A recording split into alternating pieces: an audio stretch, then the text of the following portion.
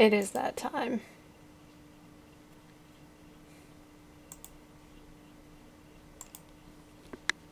So let's see. I was going to talk to people, right? That's it. See if what we're doing in this camp is what we're doing.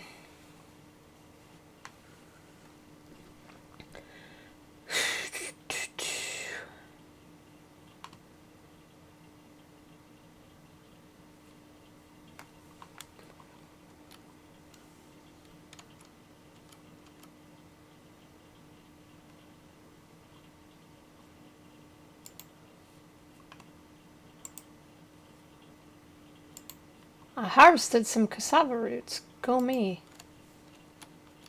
That's right. It doesn't actually change the camera angle.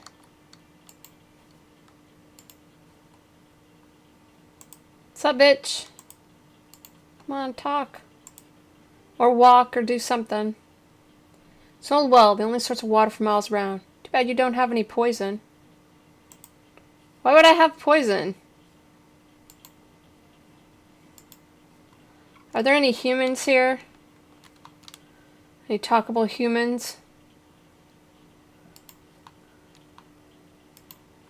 Actually, I do have poison if I don't cook the cassava root correctly.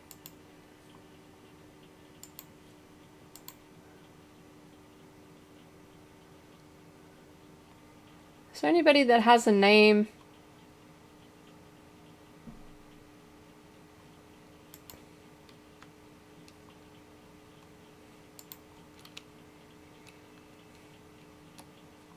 Khan's tent is easy to find. It's the only tent with 2 guards posted outside. They scoff at you, but step aside, pointing at the entrance. What? Oh, this? Fucking hell, alright. Well, I guess this is where we need to go. Alright, let's hope I can pass my checks. You enter the tent. Several armed men are sitting on the carpets thrown on the ground, laughing and talking. The decorations are simple. Doesn't seem the Khan has much use for gold or works of art. There's a throne that seems to be out of place in the tent, probably taken from some lord and kept as an inside joke. The men slowly get up. One of them looks at you and says formally, I grant you guest rights in my camp and my gear. Now speak. Lord Galeus says, sup? I asked for steel, yet Galeus sends me more greetings. Is this the way of southern Khans?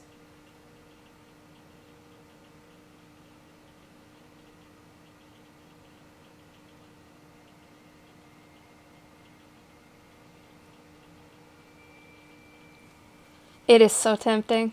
But that's gonna be fight!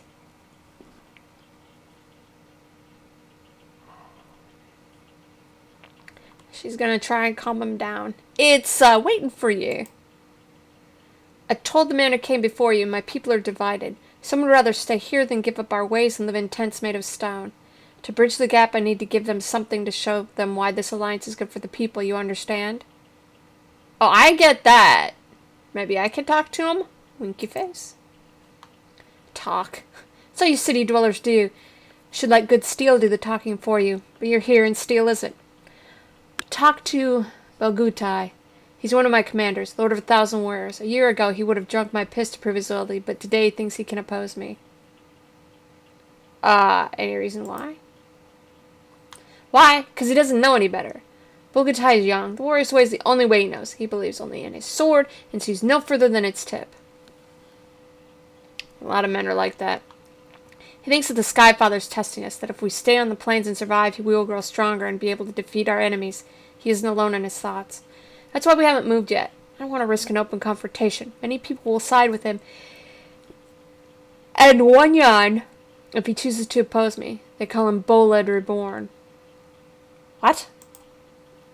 Boled was a great warrior, lived a long time ago. He had the strength of the bear and the speed of the tiger and could cut down 10 men in the blink of an eye.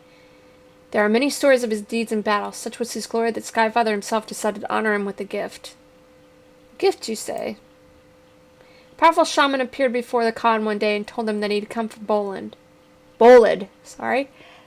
with 2 yawns. Our warriors attacked him, but neither swords nor arrows could touch him. Shaman said the Skyfather had a gift for Boled, and that he had to travel with him to receive it. A gift from the Skyfather is a great honor.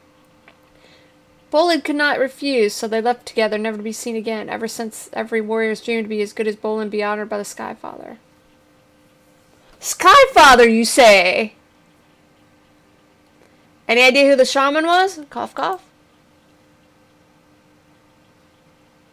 His name was Adad. He had many charms about him to ward off spirits and a helmet made of crystal. The legends say this is how he was able to speak to Skyfather. Wait. Hold on. Was it Abu Hassan ibn Haddad? What does it matter? The story isn't about the shaman. It's about Bolid, the mighty hero who was honored by the Skyfather. The shaman was just a messenger. How long ago was it? Legends say it was before the Great War that burned the land. Was anyone else ever honored? No. What do your stories say about the Great War?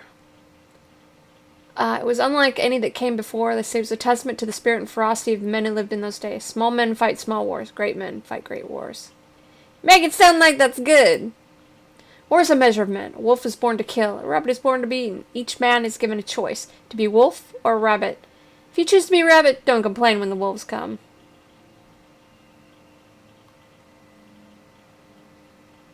Well, let's pump him for... That's probably not a good thing to say. Let's speak to him about information. Anything about the Kentari? Brown men from across the Great Sea? My people took their measure of them many times. They fought fiercely and fell on us like a tempest, yet fell like grass before our swords. I've heard they were mighty warriors. And they speak of their shamans. They were numerous and used many tricks to drive our people back. Ah, they had the deeps.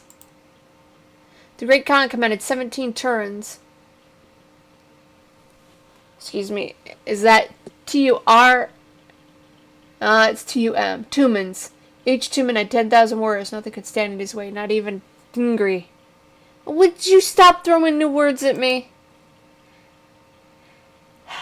Plus 5 yawns. The fourth one was quiet. There are spirits who dwell in the spirit plane. Elementals. The number 99 often take interest in the affairs of men.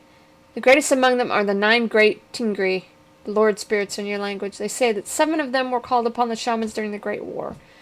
Drunk on blood that was flowing like the water, the Tingri fought armies of men and each other.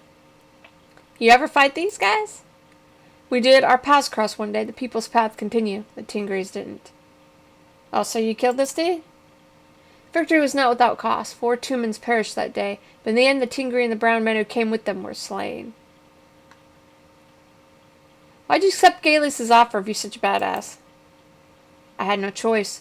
People won't survive another winter in the plains. The plains are dying, and if we stay here, we will die with them.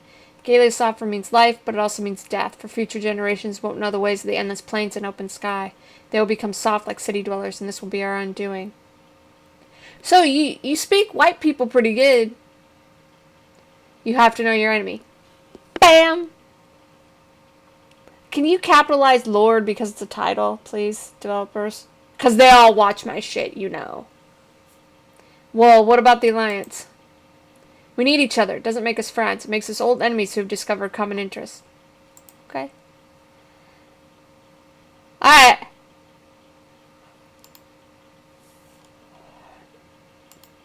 Bowtie? Is that who we're looking for? Well, he's supposed to be around here somewhere.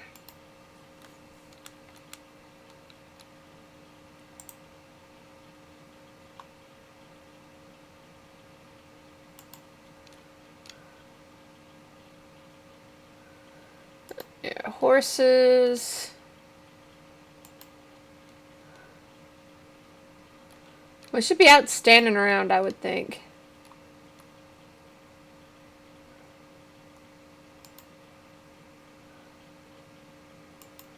Look for a great warrior. Are you a great warrior?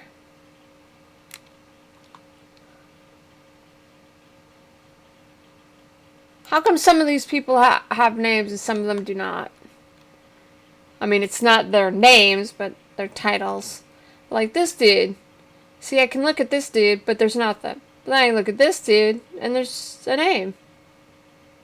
Well, look at this one. I know his name, and he's further than this guy. Just in case you were thinking that that's what's going on. Well, we didn't die, so let's save over. Alright. Sup? You're not welcome in my gear, Southerner. I hear you don't want to come to Matarin. Place is here, not in stone anthills. We free men, not slaves like you. Slaves to soft yellow metal. Slaves to soft men dressed like women.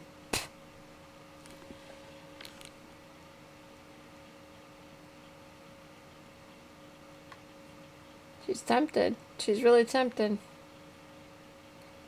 How well, being free isn't much good to you if you're dead, and come winter, you will be. As for slaves, every nation needs slaves. You use ropes and chains, we use more civilized mechanisms. Some die, strong survive, grow stronger the Ordu way. Maybe then we come to Stone Anthill, huh, Southerner?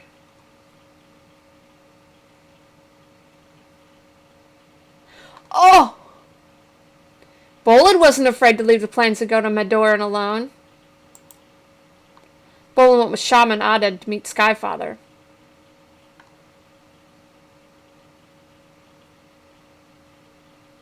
Well, actually, he went with this guy, and this is what happened. But if you come with me, we'll find out. If you lie, tell Thorgal my men are ready to go. Well, I guess we're not stabbing dudes in the back. But that's alright.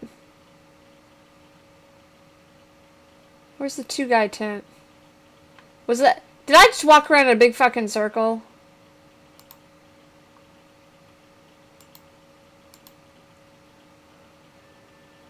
I walked around in a big fucking circle.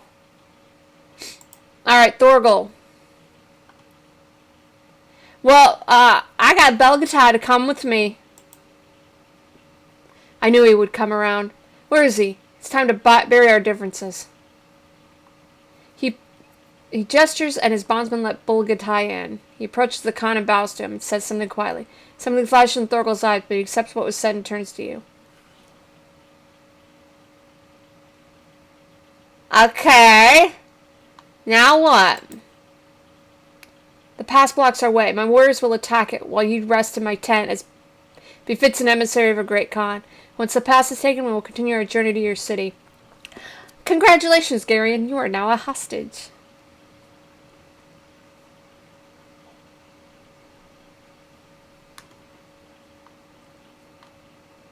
She doesn't want wenches. She wants comely...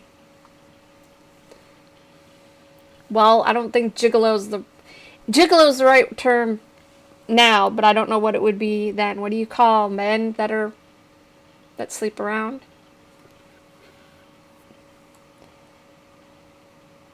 She's gonna try to talk out of it because she thinks she's gonna be a hostage. It won't take too long. Bass has probably fortified the pass now and sent reinforcements. If they arrive, we'll be stuck. Can you return to the fort without raising suspicions? Yeah, sure. Okay. There are several crates of black powder at the fort. If not destroyed, it will be used against my people and many will die. I suspect the crates will be well guarded, for in time of war this powder is more precious than gold or steel. If your warrior spirit is strong, go and be the first to spill the enemy's blood. If not, stay here. Your Khan won't thank us if his trusted messenger is the first to die.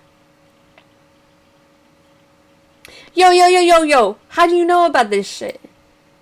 Soldiers don't trade with us, but people who pass through the fort do. They sell us goods and information. Fuck it. Yeah, okay, let's go. Through that or stay and be a hostage.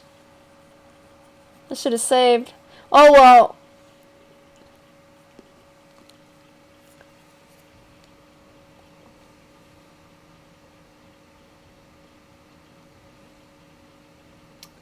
The pass has changed in your absence. The towers are gone, replaced by a crude catapult and wooden barricades in front of stone walls. The barricades don't block approach, but create a narrow corridor. Men look less like brigands and more like soldiers. They recognize you and raise the stone block serving as a gate letting you in. After telling you how lucky you are to make it back in one piece, ask if you've seen any Ordu. They take you to see Centurion Bass. Hi! I don't remember talking to this hotness. What? No! Oh, hell no! No. Bass is going over some scrolls. As far as you can tell, the subject is alchemy. Crates with the black powder and several clay pots are sitting on the floor nearby. So you were the messenger. I got another missive not an hour after you slipped through my fingers. Of course, I didn't expect to ever see you again, but sometimes the gods are kind. Chain her, and let's get started.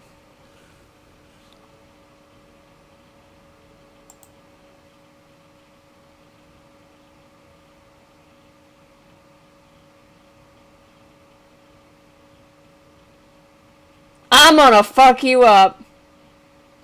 Should we even try? Should we even try?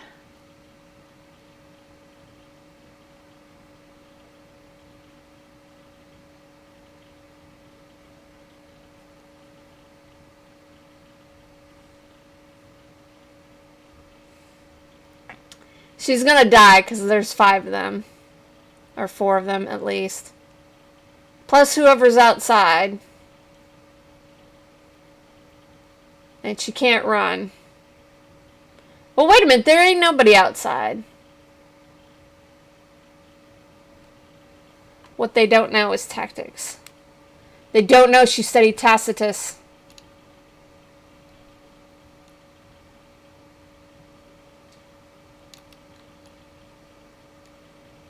Alright. Oh, look.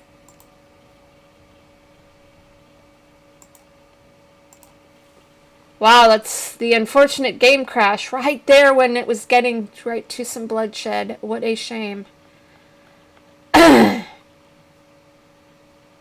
Talk to this dude.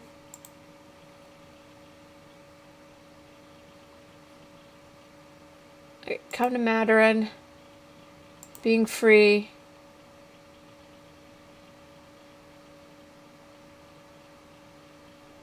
To the lore. Here we go. Return to Thorgal.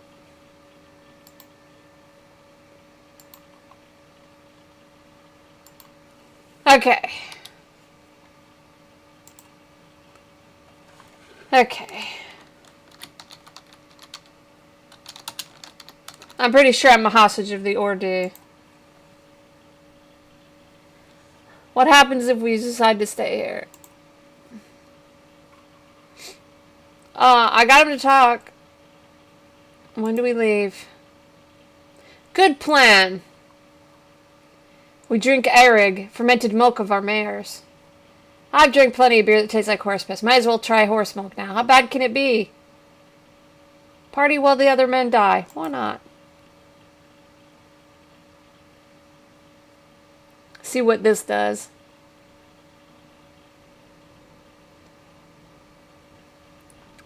The past lasted less than half a day. The defenders fought well and used every advantage they had, but they lacked numbers and their time ran out sooner rather than later.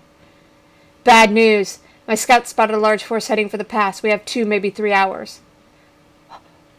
What are you gonna do? We stay here. Even if we leave now, they will catch up to us before we reach Madoran. We will draw some blood from the enemy, then fall back. If they still want to come after us, they will find nothing but death. Do you know who leads them? Carbu, a true Noyan. We fought him twice in the past, and twice he bested us. I'd like to test his strength one last time, but that day isn't today. What's he like? He's a warrior. There are men who are born to plow land, and there are men who are born to fight and lead men into battle. Carbo is such a man, and we're honored to have such an enemy. Maybe I can talk him into, chillin'? He came to fight. There's something you can offer him. Oh. Honey, you do not know what's under this dress.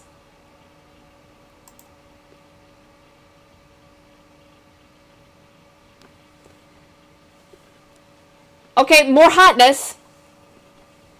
The Imperial Guards scout spot you before you can even see the camp. They take you to the sentries. The sentries summon the officers and escort before you know you're standing in front of the Imperial Guard's most celebrated legatus legionus, Carbo. I must admit your visit took me by surprise. I didn't figure the Ordu for quitters. In fact, I was looking forward to this little siege and thinking of ways to prolong my enjoyment. So if you're here to talk about surrender, tell those goat fuckers they'd better put up one hell of a fight because surrender isn't an option. Oh, I'm not here about that. You out of your mind? Why would I let them go when I have them right where I want them? The Ordu are our enemies, always have been. You don't make peace with your enemies, not when you can crush them once and for all. And then what do you do? Not sure I get your meaning.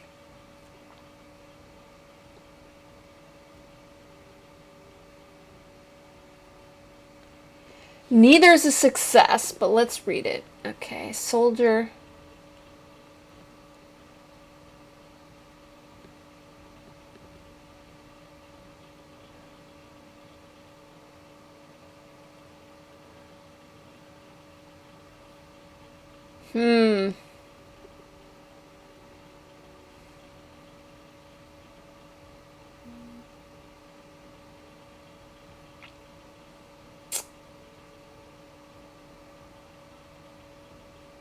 I shall go with this one. I'm not offering you peace. I'm offering you a war you've always dreamed of. Unless you'd rather sit here and think of ways to make the siege last a little bit longer. What makes you think I'm dreaming of wars? You're too good of a soldier, Carbo, to be satisfied with patrolling occasional skirmishes. War is the ultimate test of men, yet it's been denied to you because Peleus doesn't want to rock the boat. It's tempting, and under different circumstances I might have considered it, but now my hands are tied. We're here now, and I can't turn back. What would I tell Paulus? What would I tell my soldiers? That I've just had a change of heart and decided to give my enemies another chance? I won't stay in command long after that. Uh-oh. Let's hope my persuasion's better than my intelligence. I understand you need a reason nobody would question. We'll leave 100 men behind. They'll fight to the last breath. The main force will go to Medor, and if questioned, you'll tell Paulus that the Ordu slipped before you arrived, and by the time you discovered it, it was too late to pursue them. God damn it! I think we're done here. I'll see you on the battlefield. That sucks! Later, bitch!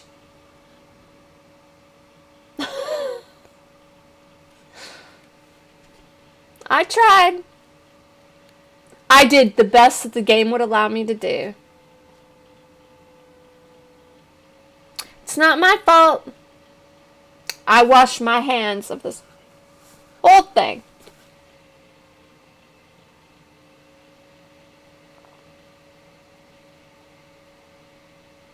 Let's hope I can save. Because I really gotta go.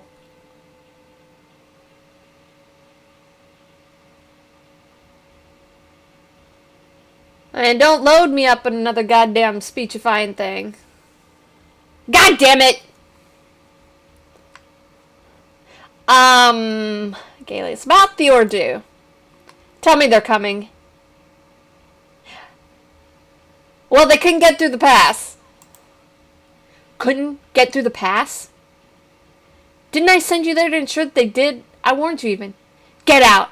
But remember what I told you earlier. I will not allow Antadas or Maru to get their hands on what's inside that temple. If you find it, let me know where it is and you'll be rewarded. Sell it to anyone else, you won't live long enough to spend the money. God damn it! Fuck Lord Senna. That's not an option. Guard takes you to Senna's house. You're a woman of your word, Praetor. You may have failed Lord Galeus, but our city's better off without the Ordu. Hope you'll allow me to put in a good word for you with Galeus. It's the least I can do. Alright. God, can I have to pee, and I peed like half an hour ago, but I've really got to go. Spend the next 2 days as Senna's personal guest, enjoying life to the fullest. Am I fucking this old guy? I probably am. Not because I want to. Lord Galeus agreed to receive you. I look forward to our cooperation in the future. Can I walk by myself, please, game? Lord Senna feels you deserve a second chance. I'm sending you to Ganazar. We have a situation there, and I want you to see how you handle it. Great! We caught Maru digging the ruins he promised to stay away from. Either he's testing us or the transformation has affected his judgment. Either way, we have to respond. Ganazar is under siege now. Where we go from here is up to Maru. And you, since you'll go there as my envoy. Go to Ganazar and tell Maru that House Aurelian is holding him accountable. See what he says. Remember, you speak with my voice now, so make sure my voice is heard loud and clear. What? He renounced his lordship and proclaimed himself to be the first acolyte of blah blah blah. No other lord has replaced him, so he remains the de facto ruler of House Cresius and Ganazar. If he thinks he can hide from me behind a different title, he's going to be disappointed.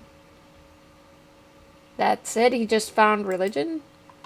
What else can it be? Don't tell me you believe his drivel about gods and salvation. Our salvation lies in uniting and rebuilding, not hoping that someone will come to save us. So, what's gonna stop him from killing me? My army camped outside his wall. There's Stick. You're the carrot. If Maru doesn't like what you have to say, he'll like the alternative even less. Okay. Magic is dangerous. You can't allow Maru to gamble with our future. That's not what I meant. I want to leave a legacy. I want to be remembered as a man who united the land and forged a new kingdom, not as a man who watched and did nothing while what was left of our mighty civilization crumbled. Dude! You see another way? Do you think Antidas, Maru, Paulius would listen to reason? Think they would lay down their arms and join me willingly? I don't know. There can be only one king. Should it be Antidas, the man who waged war for decades but all but destroyed his own house? Should it be Maru, the man who sees salvation, future, and worship and prayers? Ever since the Empire fell, noble houses fought each other, wasting their strength instead of combining it, while the Imperial Guards watched like vultures. We lost 4 houses, a dozen towns, but what did we gain? House Aurelian is the shadow of what once was. House Chrysius has fallen into madness. How much longer should we wait? Until there's nothing left to save?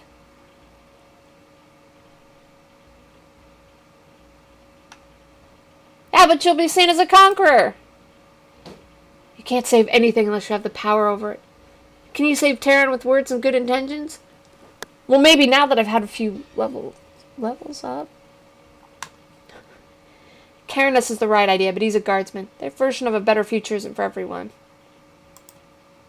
Does my city not speak for itself? Does it not attest to House Aurelian's ability to govern?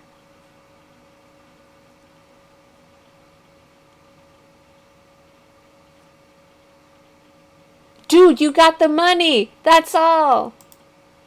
What kept House Darachan from doing the same? We moved fast. They didn't. That's all there is to it. Oh, well, I heard they stayed behind and fought while everybody else ran. What do you want me to do about it now? Hand over Madorn? Bend my knee to Antidas? It's ancient history now. I don't want history. I need to pee. What happened in the last days of the Empire? Why did you have to retreat? War finally reached Alium.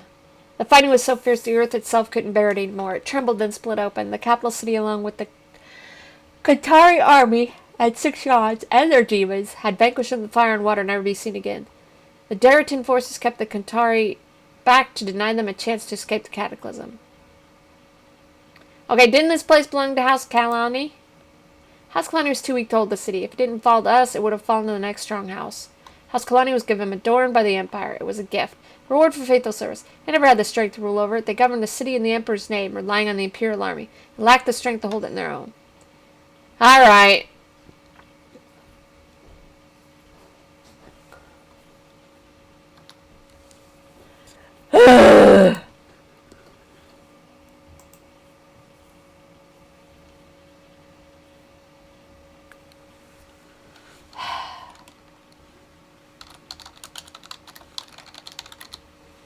Too much goddamn talking. Anyway, I'm gonna go use the bathroom. I'll see you next time.